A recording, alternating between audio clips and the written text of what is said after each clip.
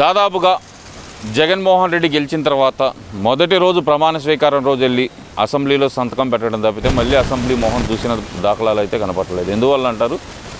మరి ఈసారి అసెంబ్లీ సమావేశాలకైనా ఆయన వస్తారనుకోవచ్చు అంటారా?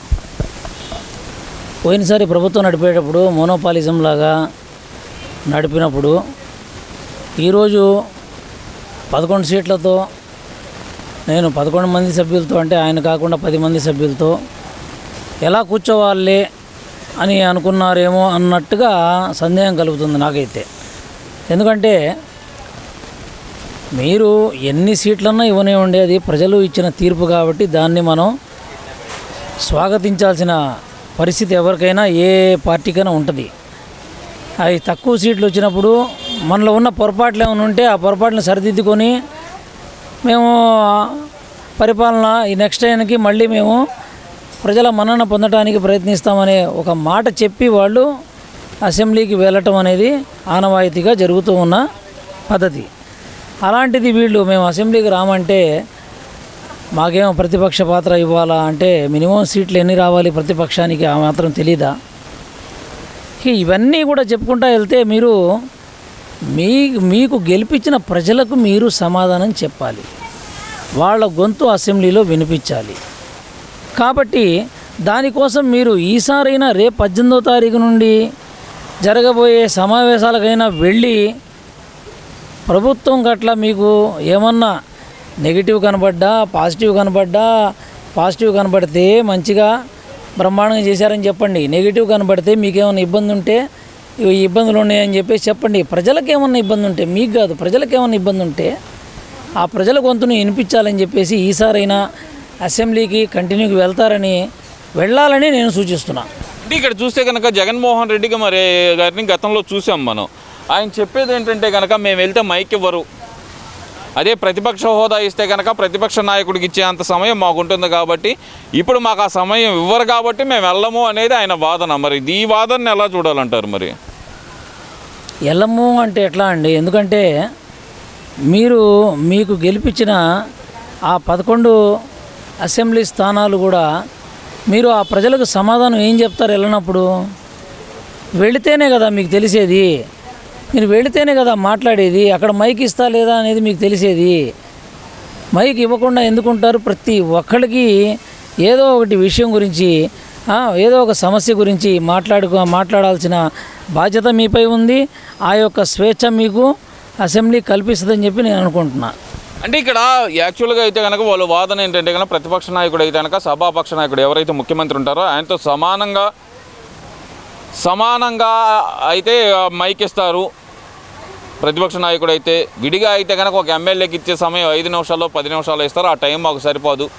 అదేదో మేము బయట కూర్చొని ప్రెస్లో మాట్లాడతాం, ఆ ప్రెస్లో మాట్లాడిన దానికి వీళ్ళు అక్కడి నుంచి సమాధానం చెప్పొచ్చు కదా అసెంబ్లీలో అనేది వైసీపీ నాయకుల వాదన. మరి ఈ వాదనను ఎలా చూడాలంటారు?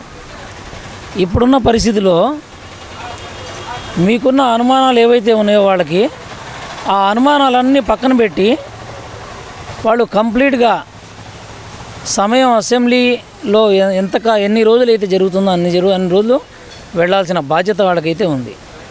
ఇప్పుడు అనేక అంశాలు చర్చలో ఉంటాయి అసెంబ్లీలో. అనేక అంశాల్లో మీకు ఏమన్నా మంచి ఇది కాదు ఇది చేయాలి అని మీకు ఏమన్నా సలహా వచ్చి మీకు ఇవ్వడానికి కూడా వాళ్ళు రెడీగా ఉన్నారు. అలాంటప్పుడు మీరు వెళ్ళకుండా ఉండటం కరెక్ట్ కాదు. ఎట్లా అంటే ఇప్పుడు స్మార్ట్ కార్డులని పంపిస్తున్నారండి. ఆ స్మార్ట్ కార్డుల గురించి ఎక్కువగా అవగాహన లేదు. ఎలా లేదంటే ప్రజలు ఏం చేస్తున్నారంటే మామూలుగా ఈ కార్డు తీసుకెళ్ళి ఇస్తే ఆ కార్డు ఇస్తారేమో, వెంటనే బై హ్యాండ్ మనం మార్చుకొని రావటమేలే, ఈ కార్డు చూపించి ఆ నెంబర్ చూసుకొని ఇస్తారని చెప్పి అనుకుంటున్నారు. అట్లా కాదు. ఇక్కడ ఇప్పుడు ఏంటంటే ప్రతి స్మార్ట్ కార్డుకి కూడా మనం ఒక ఫోన్ నెంబర్ వాళ్ళకి ఇవ్వాలి, సచివాలయానికి వెళ్ళి ఇవ్వాలి. ఇచ్చి మన కుటుంబ సభ్యుల్లో ఎవరో ఒక కుటుంబ సభ్యుడు ఫోన్ ద్వారా దీనికి ఇది జరుగుతూ ఉంటుంది అన్నమాట.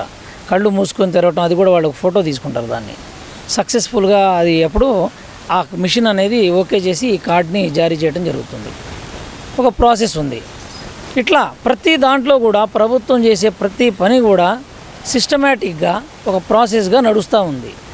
అది మీరు అసెంబ్లీకి వెళ్ళటం వల్ల మీకేమైనా అనుమానం ఉంటే దాన్ని అడగొచ్చు. అది అసెంబ్లీలో జరుగుతున్న సమావేశాలన్నీ ప్రజలు ప్రత్యక్షంగా చూసే పరిస్థితి ఉంది నేడు. కాబట్టి వాళ్ళల్లో కూడా ఒక అవగాహన కలిగిద్ది. అసెంబ్లీలో మీరు చేసే ప్రతి పని కూడా వీళ్ళల్లో కూడా ఒక అవగాహన కలిగి వీళ్ళు కూడా ఫాలో చేస్తూ ఉంటారని చెప్పేసి నా అంచనా.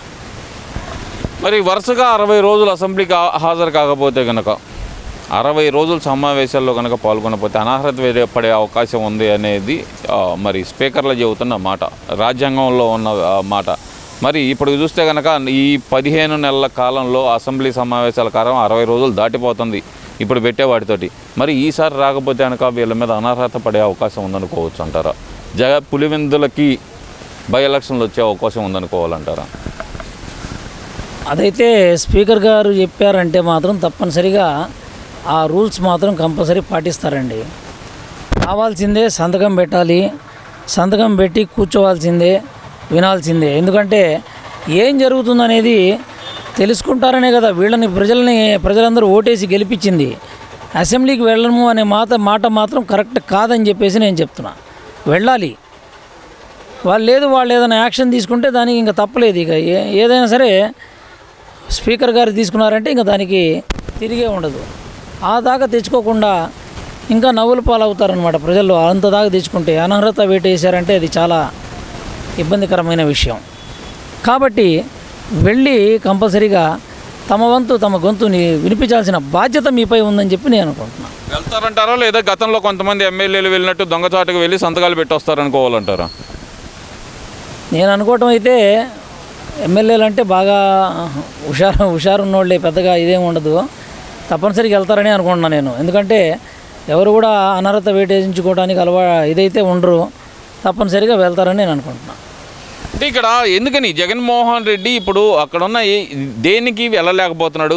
నిజంగానే మైక్ ఇవ్వరని వెళ్ళలేకపోతున్నారా?